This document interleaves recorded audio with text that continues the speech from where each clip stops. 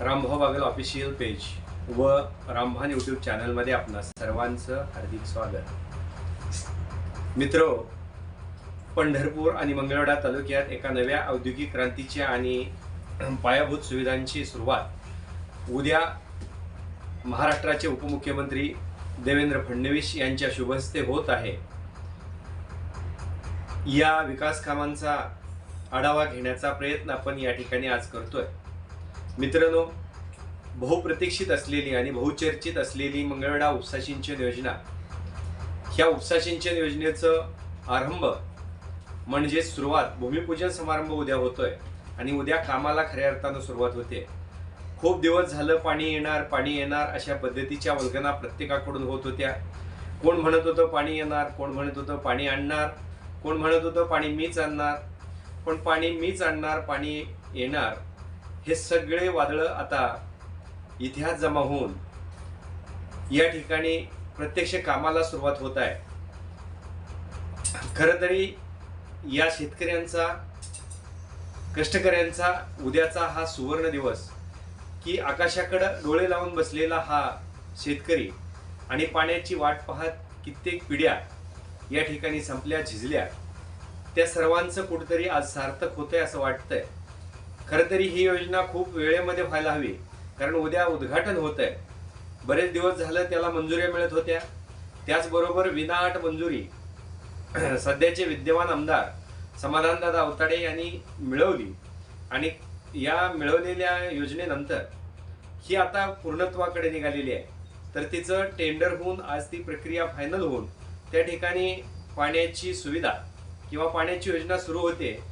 लवकर, अगदी काही वेळामध्ये किंवा काही दिवसामध्ये, काही महिन्यामध्ये आणि काही वर्षामध्ये ही योजना व्हावी। पण वर्षानुवर्षी या योजनेचं काम चालू राहावं अशा पद्धतीचं कुठलंही काम या ठिकाणी कोणत्याही राज्य सरकार, मग आताच्या राज्य सरकार असेल किंवा येणारं राज्य सरकार असेल, आत्ताचा आमदार असेल, तो विद्यमान आमदार असेल किंवा भविष्यातील कोणीही आमदार असेल, तर त्यांनी या ठिकाणी प्रामुख्यानं या योजनेकडे पाहून ही योजना स्वतःच्या शेताकडे जाणार आहे असं समजून या शेतकऱ्याच्या शेतामध्ये ही योजना पाठवण्याचं काम करावं। त्याचबरोबर मंगळवेढा तालुक्यातील तामदर्डी बंधारा, हाही बहुप्रतीक्षित आणि बहुचर्चित बंधारा, दरवर्षी निवडणुका यायच्या, दरवर्षी मंगळवेढा आणि मोहोळ तालुक्यातील काही गावांनी त्या निवडणुकीवर बहिष्कार घालायचा आणि मग त्या ठिकाणी कुठेतरी आश्वासन मिळायचं की ही योजना आम्ही पूर्ण करू, हा बंधारा आपण पूर्ण करू। पण हा बंधारा या ठिकाणी कधीही पूर्ण झाला नाही आणि मग यावर फक्त राजकारण व्हायचं, लोक अपेक्षित राहायची, विश्वास ठेवायचे आणि त्यानंतर ही योजना भाषणात गुंडाळली जायची। परंतु आता ही योजना या ठिकाणी पायाभरणी होऊन त्याचं भूमिपूजन आता घडून एक योजना पूर्णत्वास येते। याचं एक कारण आहे की भीमा नदीमध्ये पाणी वाहिलं जायचं, परंतु या ठिकाणची जी एक भौगोलिक सकल परिस्थिती आहे त्यामध्ये वडापुरी धरण बंधारा आणि या त्याच्या अगोदरचा, तामदर्डीच्या अगोदरचा ब्रह्मपुरीचा बंधारा, या ठिकाणी पाणी साठायचं, पण मधल्या भागामध्ये पाणीही साठलं जायचं नाही। 8-15 दिवस पाणी राहायचं, जवळपास 9-10 गावांचा हा प्रश्न कायमस्वरूपी असायचा। पाणी मात्र उशाला आणि कोरड घशाला अशी अवस्था या शेतकऱ्यांची व्हायची। आता तामदर्डी बंधाऱ्यामध्ये शेतकऱ्यांनी काही वेळा स्वतः खर्च करून बंधारा उभा केले होते, त्यात पाणी साठवण्याचा प्रयत्न केला, पण दरवर्षी पूर आला, पाणी आलं का हा बंधारा वाहून जायचा आणि मग हे चिवताईचं घर संपून जायचं आणि कावळ्यांची कावकाव राजकारणामध्ये व्हायची, पण चिवताईचं घर काय कायमस्वरूपी होत नव्हतं। तर आता हे बंधारा होऊन चिवताईचं पाण्याचा प्रश्न मिटणार आहे आणि कावळ्यांचीही कावकाव पूर्ण बंद होणार आहे। तर हा आता कायमस्वरूपी प्रश्न मिटण्यासाठी हाही बंधारा लवकरात लवकर व्हावा आणि त्याचंही भूमिपूजन होत आहे। त्याचबरोबर पंढरपूर तालुक्यात नवीन औद्योगिक क्रांतीची सुरुवात अतिशय वेगानं काशेगाव परिसरामध्ये नवीन MIDC होऊन होते, पण ही MIDC होत असताना बेसिक इन्फ्रास्ट्रक्चर लवकरात लवकर तयार व्हावं आणि या योजनेचं उद्घाटनही या ठिकाणी होत आहे। खरं तरी एक नवीन योजना या ठिकाणी होत असताना, लोकांची गरज असताना ही योजना बरेच दिवस झाली नाही। तालुका, काही पुढाऱ्यांचं म्हणणं होतं बागायत आहे, काही जणांचं मत होतं की या ठिकाणी MIDC करता येणार नाही, काही जणांचं मत होतं की MIDCला 5-10 हजार एकर जमीन लागते, परंतु अगदी 300-350 पहिल्या टप्प्यामध्ये आणि नंतरच्या दुसऱ्या टप्प्यामध्ये 300 एकर अशी 600 एकरामध्ये ही MIDC उद्याच्या काळात उभारली जाणार आहे आणि या योजनेच्या बऱ्यापैकी सगळ्या अडचणी आता संपवून ही योजना MIDC त्या ठिकाणी उभारण्याच्या प्रतीक्षेत त्याचं भूमिपूजन होत आहे. खरं तर ही खूप महत्वाची गोष्ट आहे, कारण येथून पुढे राजकारणाला खूप मोठी कलाटणी मिळणार आहे. आणि या MIDCची गरज काय, तर पंढरपूर तालुक्यातील शेतीवर प्रक्रिया करणारे उद्योग त्या ठिकाणी उभारले गेले पाहिजेत, ह्यासाठी त्याची गरज आहे. त्याचबरोबर पंढरपूर तालुक्यामधला आता सामान्य शेतकऱ्याचं तुकडीकरण होऊन बऱ्यापैकी 5 एकर 10 एकरावर आज शेतकरी आलेला आहे आणि मग त्याच्या कुटुंबाला जर जगायचं असेल तर त्या 5 एकरावर आता जगणं गुजराण करणं महत्व नाही, तर त्या ठिकाणी आता त्या शेतकऱ्यांच्या एका पोराला उद्योग करावा लागेल आणि दुसऱ्या पोराला शेती करावं लागेल किंवा शेतीपूरक उद्योग उभारून त्याला त्याच्या आर्थिक जीवनमान वाढवण्यासाठी उंचावण्यासाठी प्रयत्न करावे लागतील. हे जसं होतंय या 3 विभागाचं उद्घाटन होत आहे. त्याचबरोबर पंढरपुरात बऱ्याच दिवसातला बहुप्रतीक्षित मलनिस्सारण प्रकल्प की पंढरपूरच्या पूर्व भागामध्ये नदीचं पाणी जेव्हा वाहत होतं ते मल मिश्रित होतं, तर आता तिथंही स्वच्छ पाणी शेतीलाही आणि पिण्यालाही मिळणार आहे. तर हाही महत्वाचा प्रकल्प आहे.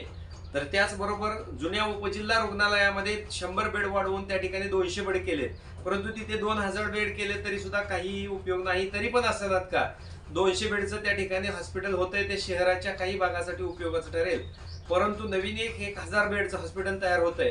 ते हॉस्पिटल ही लवकरात लवकर काशेगाव किंवा वाकरी परिसरामध्ये व्हावं, की जेणेकरून कनेक्टिव्हिटी चांगली असावी आणि शहरापासून एक ठराविक अंतरावरती असावं. कारण 1000 बेडचं हॉस्पिटल होतंय म्हणजे तिथे एक छोटंसं गाव तयार होतंय. या गोष्टीचा विचार करून ते हॉस्पिटल तयार व्हावं आणि ते अगदी सुसज्ज व्यवस्थित आणि अद्यावधी आवश्यक असावं.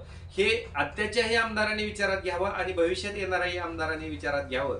परंतु याचबरोबर ह्या 2 मागण्या होत असताना तिसरी एक या ठिकाणी मागणी जनतेतून होते की पंढरपूरचा जो कॅरिडॉर प्रकल्प आहे तो होईल तेव्हा होईल, परंतु पंढरपूरमध्ये एक गोष्ट व्हावी की पंढरपूरचे जे 22 रस्ते आहेत ते प्रशस्त आणि मोठे व्हावेत, जेणेकरून पंढरपूरला टुरिझम हब निर्माण व्हावं, पंढरपूरमध्ये शहराचा विकास व्हावा, लोकांना थांबता यावं, लोकांच्या वाहनांची सोय व्हावी, त्या ठिकाणी फिरता यावं आणि त्याचबरोबर पंढरपूरचे जे 22 रस्ते हे एक नवीन बाजारपेठ निर्माण व्हावी, नवीन औद्योगिक वसाहत विठ्ठलाच्या रूपाने त्या ठिकाणी निर्माण व्हावी, अशा पद्धतीचा निर्णय उद्याच्या काळात घोषणा होऊन व्हावी.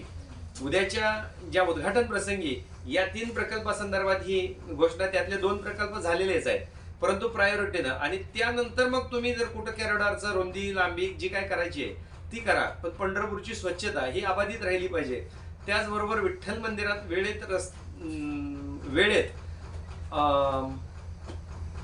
दर्शन लोकांचं व्हावं, वारकऱ्यांचं व्हावं, याविषयीही दर्शन मंडपाचा प्रस्ताव विठ्ठल मंदिरानं दिलेला आहे.